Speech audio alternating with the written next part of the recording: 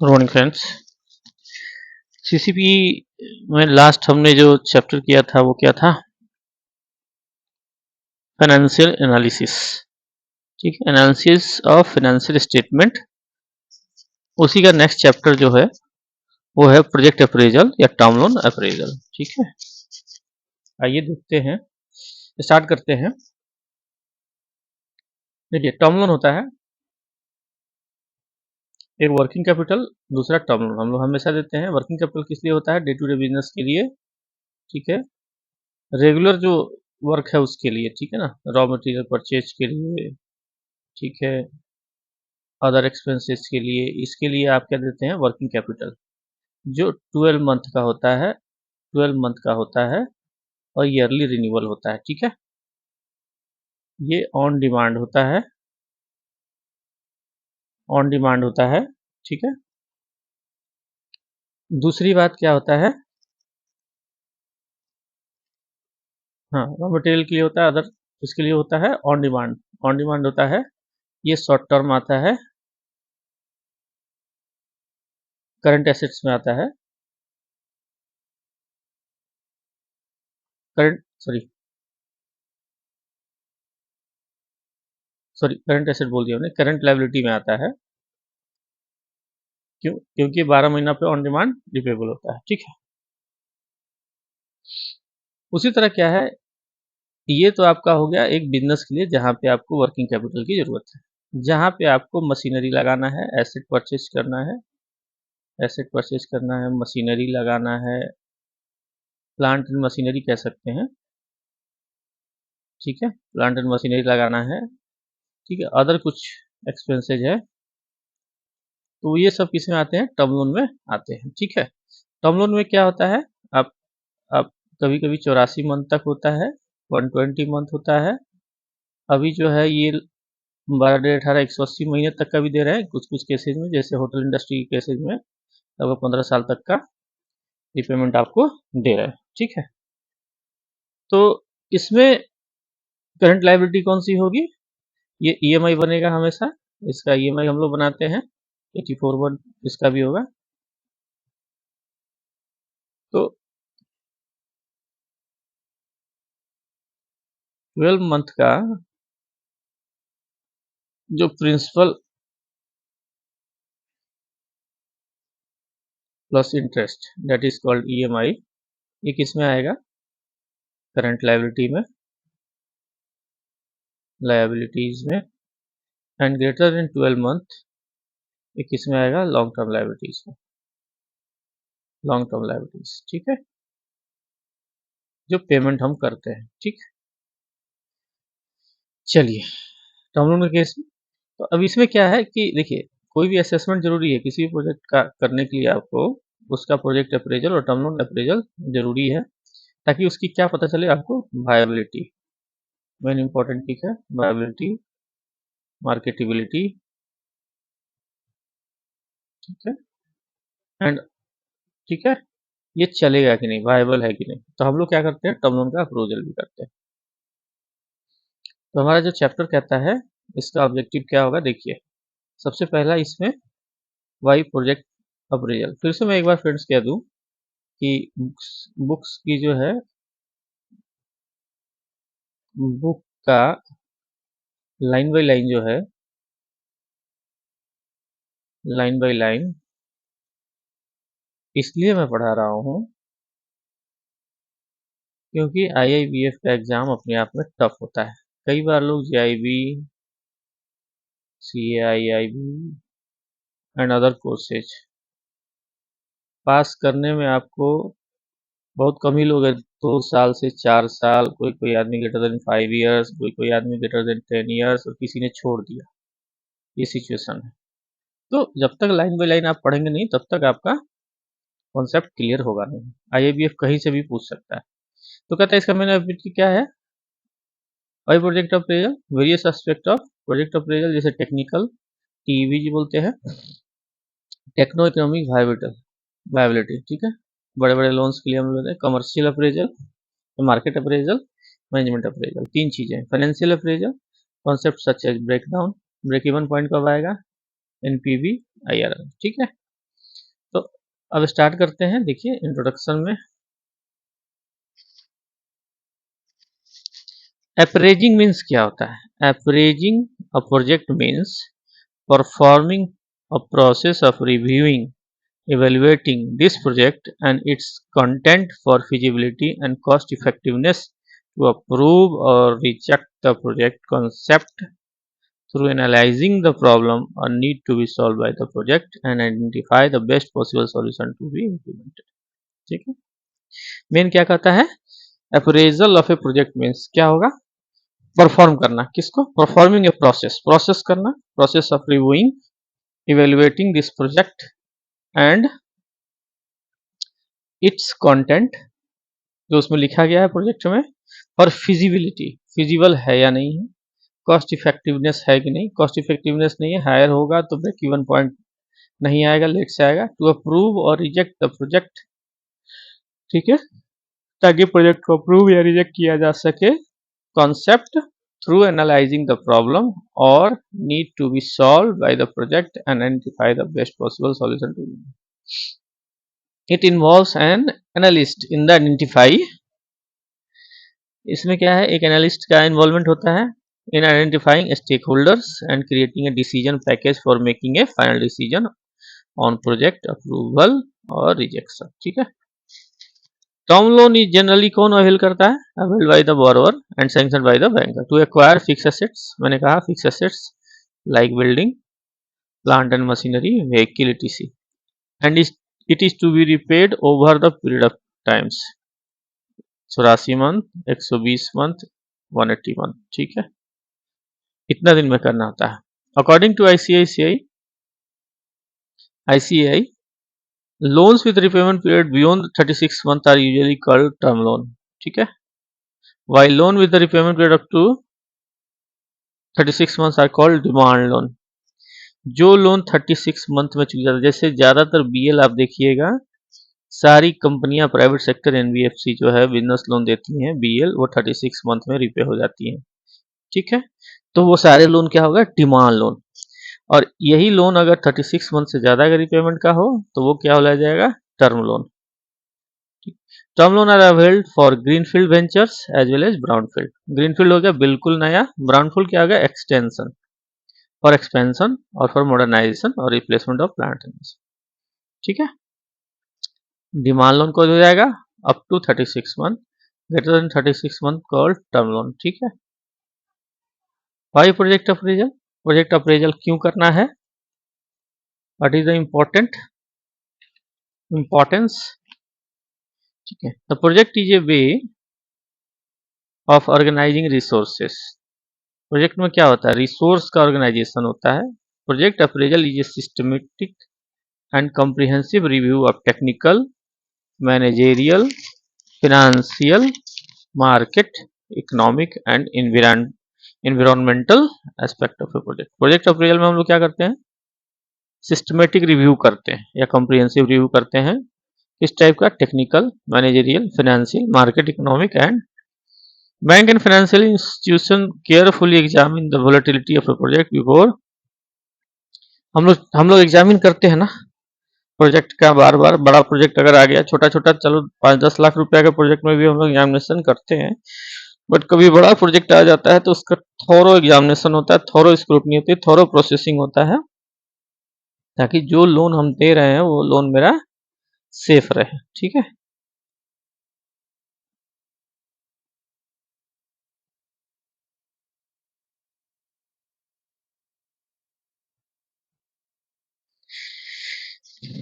banker study the project to verify if it will generate sufficient return on the resource invested in it। ठीक है, project appraisal is a shift from security oriented appraisal to project purpose oriented appraisal। The viability of a project provide the best security for the exposure and collateral is one of the second way। Viability of provide best security for the exposure and collateral is one of the second way to out collateral, दूसरा वे है। If the bank comes to the stage of relying on collateral, it will be evident that the proposal's principal security has already failed and project has failure and there are other issues. This raise a question about the assessment of ability of project. अगर मान लीजिए आपने नया loan दिया और loan जाके बाद में गिर गया तुरंत, तो क्या होता है, अप्रेजल पे क्वेश्चन आ जाता है। देखिए, further sanction and financial assistance after proper appraisal alone is not sufficient for success of the project. बहुत बढ़िया अप्रेजल हो गया बट प्रोजेक्ट बाद में जाके गिर गया, इसकी कोई गारंटी नहीं रहती कि प्रोजेक्ट चल भी जाए, या बहुत बढ़िया आपने अप्रेजल कर दिया बट प्रोजेक्ट चल जाए, इसकी कोई गारंटी नहीं होती। Disbursement of a fund according to the requirement of a project in right time and right quantity, close supervision and follow up to ensure the project progress on schedule are essential safety of funds and loan recovery. In a large project, it is of the fundamental importance that the implementation schedule is as closely adhered to as possible. If there are delays, cost acceleration will be large. On time अगर काम नहीं होता है तो क्या होता है, सामान के दाम बढ़ते जाते हैं, प्रोजेक्ट कॉस्ट भी बढ़ता है। Thus, a delay will lead a vicious cycle of delays and each adding to the cost and affecting project viability. Next जो है, हमने क्या देखा, पहला इंट्रोडक्शन देखा, उसका दूसरा क्या था, प्रोजेक्ट अप्रेजल की क्यों जरूरत पड़ती है। ठीक है, अभी देखेंगे हम लोग प्रोजेक्ट अप्रेजल के एस्पेक्ट कौन कौन से। Traditionally, a banker like to make a determination about the entrepreneur before he starts appraising the project. If the entrepreneur is able to convince the bank that he has checked the project and that is passed muster, it becomes the first point of verification of the banker that the project can be considered for financial assistance. Various aspect क्या है project appraisal के, TV है, technical appraisal, common market appraisal. ठीक, managerial appraisal करते हैं, financial appraisal which include, financial भी करते हैं। सबसे पहले क्या करते हैं, टेक्निकल, कमर्शियल, उसके बाद फिर उसका मैनेजरियल, कैसा व्यक्ति है, क्या है, बोरोवर है, उसके बाद फाइनेंशियल, उसके बाद जो होता है analysis of past working result in case of existing concern, अगर पुराना है तो cost of project and means of finance क्या था, financial projection, cash flow and profitability estimate क्या है, ratio analysis, break even points, NPV, benefit to cost ratio, ये सब क्या करते हैं हम लोग फाइनेंशियल एनालिसिस में देखते हैं। टेक्निकल अप्रेजल क्या होगा, technical appraisal of the credit proposal involves the delayed study of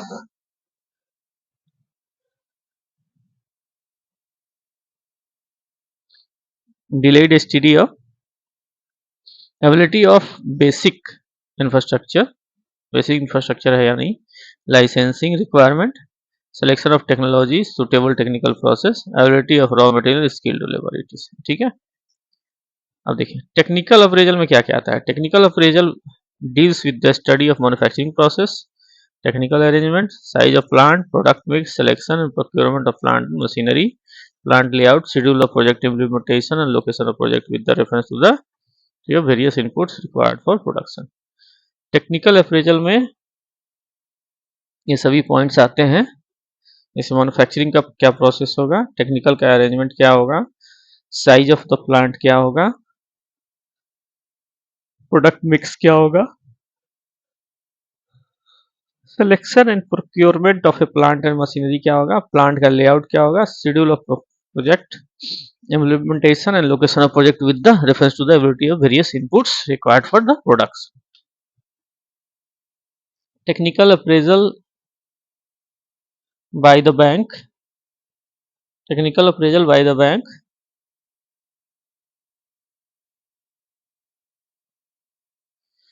involves study. Bank जब टेक्निकल अप्रेजल को रीड करता है तो उसमें क्या क्या होता है, location, location is decided keeping in view of the relative importance of the various factor of production.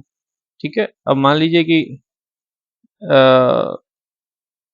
कोई आइटम पंजाब में बन रहा है या कोई आइटम बोकारो में स्टील फैक्ट्री है, बोकारो में स्टील फैक्ट्री, ठीक है, स्टील फैक्ट्री है बोकारो में, लेकिन वही अगर जाके ये आप मान लीजिए आप गोरखपुर में लगा देते हैं, तो क्योंकि यहाँ रॉ मटेरियल अवेलेबल है तो उसके लिए क्या फिजिबल है वो, बट गोरखपुर में लग जाएगा तो उसके लिए क्या होगा, ट्रांसपोर्टेशन कॉस्ट हाई हो जाएगा। ठीक है,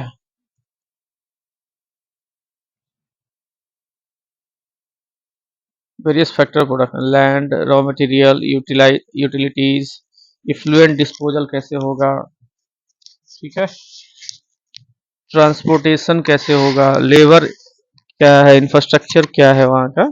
it is not always possible to have all the factors at one place, ठीक है. बट द मोस्ट ऑफ क्या है कि मोस्ट ऑफ जो रिक्वायरमेंट है वो नियर बाई होना चाहिए, ठीक. Relative importance of each factor would have to be studied to decide the suitability of the locations. An important factor would be cost of land. Main तो है cost of land. A decision to buy or lease will be depend upon the economics of cost of each alternative. Sometimes the importance of the project may be such that the promoter does not want to be at the mercy of lessor at any point of time and may be decide to buy the lot. कहीं कहीं lease होता है, हमेशा lease क्या है, सस्ता पड़ता है, रेंट के ऊपर है. लेकिन वहाँ क्या है, रेंटर जो देने वाला टेनेंट है वो हल्ला ये ना करे, बाद में प्रॉब्लम ना करे, तो क्या करता है भाई, पार्टी प्रॉपर्टी परचेज कर लेता है कि भैया ये सब झंझट में नहीं रखना. टेक्नोलॉजी क्या लेंगे, सेकंड हो गया. एक तो हो गया मेन लोकेशन, दूसरा हो गया टेक्नोलॉजी. मैन्युफैक्चरिंग प्रोसेस क्या होगा, टेक्निकल नो हाउ क्या होगा. इसे मान लीजिए यहाँ पर दिया हुआ है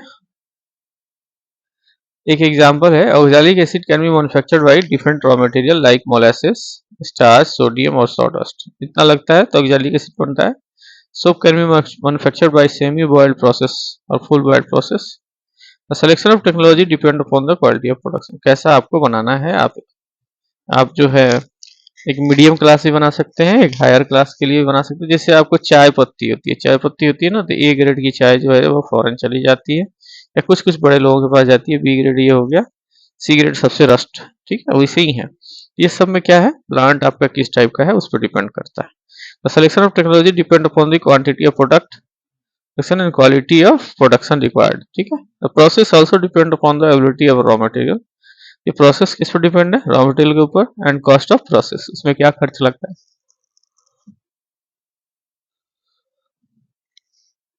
कहता है कि if a new process is developed which is more economical, it should be preferred for setting of new unit provided it is suitable, ठीक है. नए यूनिट लगाना ज्यादा अच्छा रहता है. The lender should check that suitable technical person are available to the implement of project. अब मान लीजिए प्रोजेक्ट आपने लगा दिया लेकिन बढ़िया आदमी नहीं है, तो प्रोजेक्ट आपका लग भी नहीं पाएगा और चल भी नहीं पाएगा, दोनों में स्थिति में गड़बड़ है.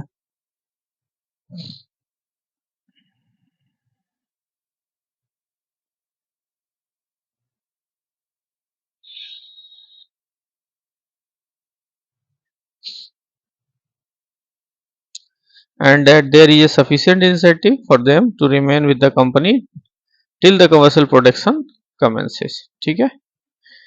तब तक उसको रहना चाहिए जब तक कि कमर्शियल प्रोडक्शन शुरू ना हो जाए.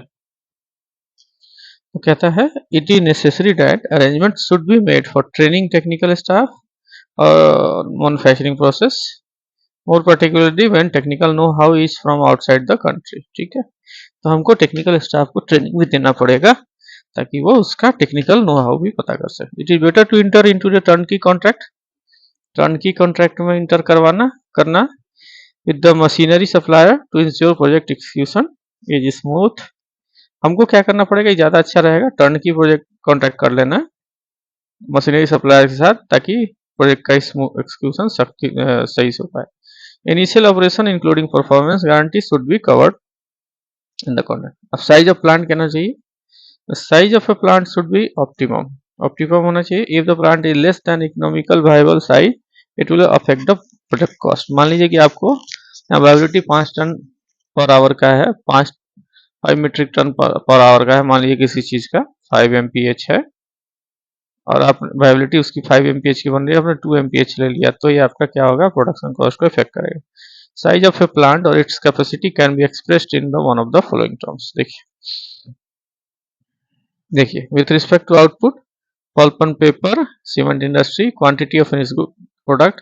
With respect to input, quantity of raw material used. With respect to number of machines, sugar mill, oil extract plant, power loom, spinning mill, etc. ठीक है. किसके आउटपुट के हिसाब से pulp and paper cement input के हिसाब से, अगर क्वांटिटी ऑफ रॉ मटेरियल कितना लगेगा तो sugar mill, oil extract plant, respect to number of machines, power looms, spinning. Size of a plant depend upon the manufacturing process, availability of raw material, capital investment needed and size of market. Generally, a large size unit is more economical than the small size. देखिए क्या है, खर्चा उतना ही लगता है, size का सिर्फ अंतर पड़ता है। साइज आपका बड़ा होगा तो ज़्यादा इकोनॉमिकल होगा। If capital investment is high and the production of a large plant will not be absorbed by the market, then it is better to go for the small plant. आपका मान लीजिए अब जैसे हमको राइस मिल लगाना है, rice mill लगाना है 8 टन पर आवर का, 8 टन एमपीएच पर आवर का, ठीक है। लेकिन क्या है कि हम ये लगा रहे हैं, बट इसका जो प्रोडक्ट होगा या प्रोडक्शन जो होगा इससे, फिनिश गुड जिसको बोलते हैं एफजी, वो मार्केट में मेरा जा पा रहा है कि नहीं, ये देखना पड़ेगा। अगर ये नहीं जा पाएगा तो हम इससे बढ़िया है कि हम थोड़ा कैपेसिटी यूटिलाइजेशन कम करके 4 टन पर आवर का लगा लें, ठीक है। For example, large size of paper mill require large quantity of raw material, may be the first would which is scarce. Trial with the wheat and rice stew have not worked well, as procurement stew long distance has not been economical. It may make better sense to try out a small size paper plant and use locally available raw materials. ठीक है, तो small size plant हमको लगाना है।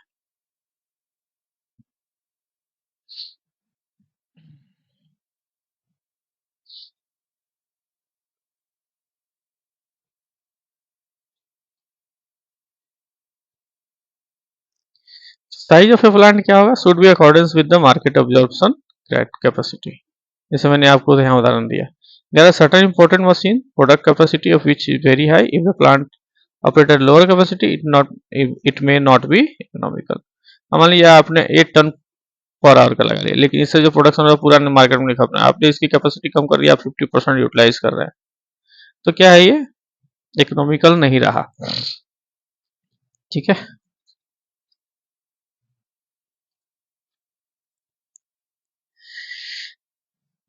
Otherwise, fund will be blocked to inventory and this cost will erode the profit and enterprise may perhaps leave at lots making for.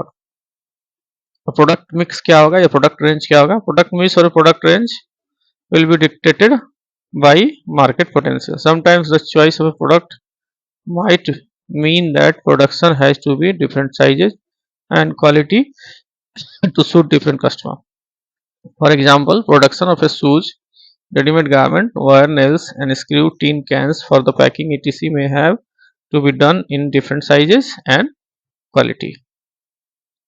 Sometimes the product differentiator could be slight difference in quality, ठीक है। Product differentiator जो होता है, मान लीजिए difference, थोड़ा सा difference है, that helps in increasing sales and higher margin.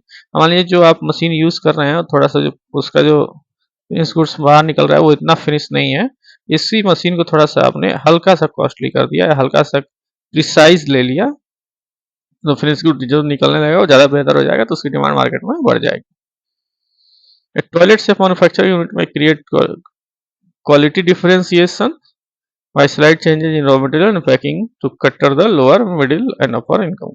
It may try to get a higher profit margin on the soap. इसी को फ्रेंड्स देखिएगा क्या है, selection of plant and machinery, वो मैंने बता दिया, जितनी जरूरत हो उसी के हिसाब से लीजिए, ठीक है। If it is used machinery that being bought, a report, a condition of machinery, residual life of plant and machinery, serviceability must be also be obtained. ये आपको ध्यान रखना है। Many machinery suppliers are the job installation and give preference performance guarantee specified. Period. Plant layout क्या होगा, the efficiency of manufacturing operation depend upon the layout of the plant and machinery. Plant and machinery के layout के ऊपर depend करेगा। Proper plant layout can reduce manufacturing cost by saving time and money. Layout should be such that there is a smooth and logical flow of material from one machine to next and one process to next. देखिए, manufacturing of explosives ground should be away from the factory. There should be sufficient space for future expansion and effluent treatment. All the chemical units have a effluent treatment plant which should be distant from the main machinery. Raw materials, a viability of adequate raw material and component required for the project has to be ensured. ठीक है, देखना पड़ेगा कि हमको कहाँ से मिल रहा है. The promoter should check on the government policies, regulations, supply that might affect supply of both indigenous and raw material supply. The unit should have suitable arrangement in place of procurement of. उसका खुद का arrangement होना चाहिए. Raw material में other issue क्या आ सकता है? Raw materials should be sourced from one more vendor. This will provide an alternative source of supply. ठीक है, each one of them fail to meet the supply deadlines. आप एक ही आदमी पर डिपेंड रहिएगा, अगर वो गड़बड़ा गया तो फिर क्या होगा, आपका सिस्टम चौपट हो जाएगा. इससे बढ़िया एक दो सप्लायर को रखना जरूरी है.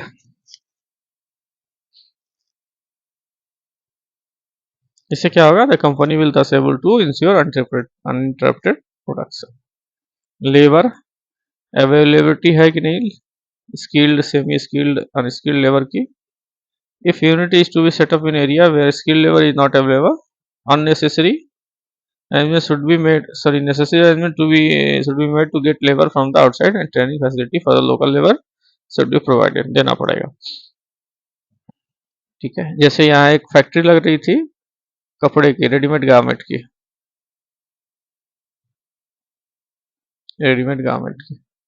लेकिन यहाँ क्या था, लोकल स्किल्ड लेबर नहीं था, तो उसके लिए गवर्नमेंट जो है उसको ट्रेनिंग कराता फॉर लेबर को, तो 5,000 रुपये देता. प्लस रॉ मटेरियल उसको सूरत से मंगाना था, प्लस सारी चीज़ें वहीं बाहर से मंगानी थी. लेकिन बिहार गवर्नमेंट का जो है स्कीम आप देखिएगा, बहुत है. टेक्सटाइल पॉलिसी बहुत ही मस्त है. आप देखिए इतनी सब्सिडी है, 50% तो कम से कम सब्सिडी है. यूटिलिटीज क्या क्या होगा, power, water, fuel, transportation, etc. ये तो होगा ही होगा.